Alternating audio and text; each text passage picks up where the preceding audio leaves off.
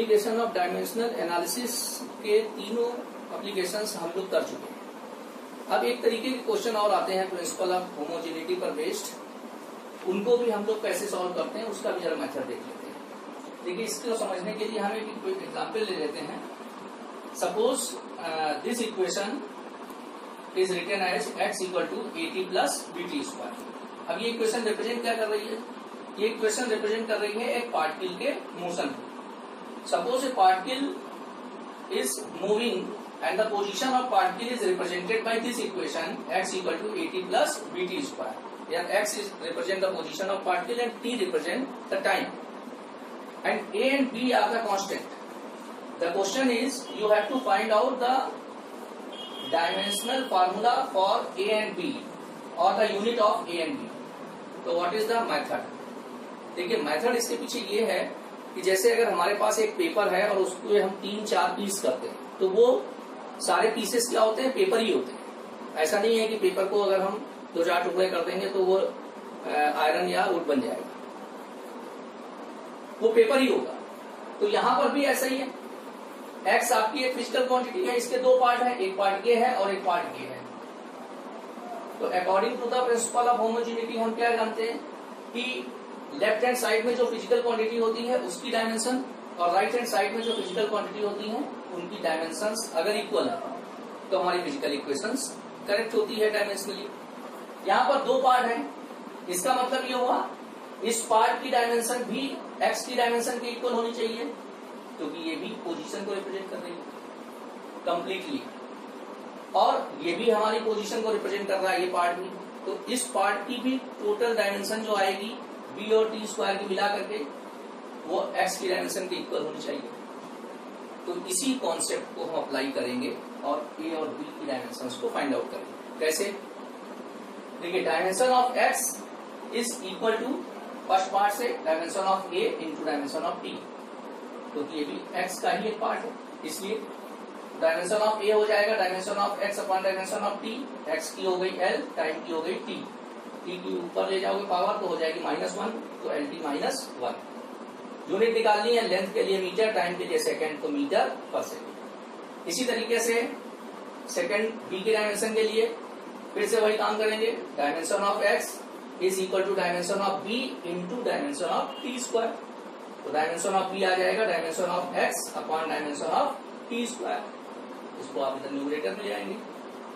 X की dimension L हो गई, टी की टी हो गई, पावर लगी हुई है 2, टी आपका न्यूमरेटर में आएगा तो -2 हो जाएगी पावर, तो ये हो जाएगा एल टी -2, यूनिट हो जाएगी मीटर पर सेकंड स्क्वायर। एक और इस तरीके के क्वेश्चन भी होते हैं। यहां पर देखिए क्या है कि एक आपको इक्वेशन फिजिकल इक्वेशन दी हुई है। ये है कि आपकी वंडर वाल गैस इक्वेशन है, आगे हम लोग काइनेटिक थ्योरी में पढ़ेंगे। P plus A over B square into B minus B equal to RT. In this equation, P represent the pressure of gas, B represent the volume of the gas, R is universal gas constant. Universal gas constant है, इसकी value fix होती है। T absolute temperature. अब इस equation में question ये है, you have to find out the dimension of A and B। देखिए, कॉन्सेप्ट इसके पीछे ये है, थोड़ा सा कॉमन सेंस भी हमें ऐसे क्वेश्चंस पे अप्लाई करना पड़ेगा कि एक टाइप की फिजिकल क्वांटिटी में वही फिजिकल क्वांटिटी ऐड या सब्ट्रैक्ट हो सकती है। जैसे लेंथ में लेंथ ऐड हो सकती है, लेंथ से लेंथ माइनस हो सकती है, लेकिन लेंथ में टाइम कभी नहीं ऐड होता है, या टाइम में मास कभी नहीं ऐड होता है, आपने नहीं सुना होगा। तो यहां पर आप क्या देख रहे हैं इस इक्वेशन में कि B जो है B से माइनस हो रहा है। इसका क्या मतलब हुआ? इसका मतलब यह हुआ कि B जो है वॉल्यूम ही होगा, क्योंकि वॉल्यूम से वॉल्यूम ही माइनस होगा। एक्स स्क्वायर से एक्स स्क्वायर ही माइनस होगा, एक्स स्क्वायर से एक्स क्यूब माइनस नहीं होगा।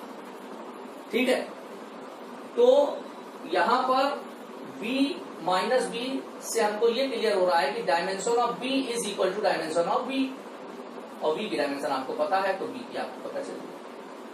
इसी तरीके से A upon B square add हो रहा है प्रेशर में, इसका मतलब है A अपॉन B स्क्वायर क्या हुआ? प्रेशर। इसका मतलब A अपॉन B स्क्वायर की डायमेंशन प्रेशर की डायमेंशन के इक्वल होनी चाहिए, कर दीजिए आप।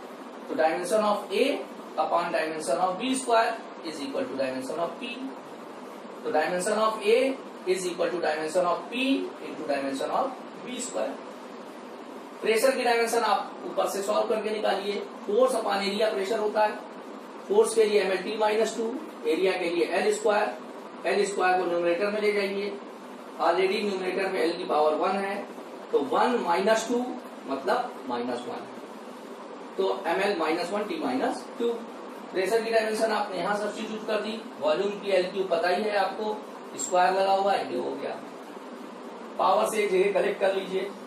एल की पावर -1 यहाँ है और यहां से आएगी 3 × 2 6, -1 + 6, तो ये हो गया +5। तो ml5 t to the power -1, ये आपकी डायमेंशन आ गई। अब अगर इसी क्वेश्चन में आपसे कहा जाता है कि find out the dimension of A upon B. A upon B की डायमेंशन निकालने के लिए क्या करते हैं आप, ए की डायमेंशन को डिवाइड कर देते हैं बी की डायमेंशन से और डिनोमिनेटर वाली डायमेंशन न्यूमरेटर में ले आके फाइनली सॉल्व कर लेते हैं। मल्टीप्लाई करना होता, जैसे इस क्वेश्चन में dimension of A into B निकालना होता, तो ए की डायमेंशन और बी की डायमेंशन को मल्टीप्लाई कर देते, फाइनली सॉल्व करके आंसर निकालते। तो इस तरीके के भी क्वेश्चन होते हैं।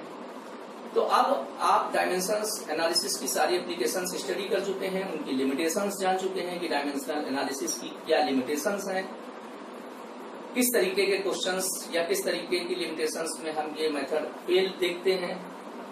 तो अब आप इससे रिलेटेड क्वेश्चंस अपनी एनसीईआरटी एक्सरसाइज से करिए और हमारा टॉपिक डायमेंशनल एनालिसिस का भी कंप्लीट हो गया।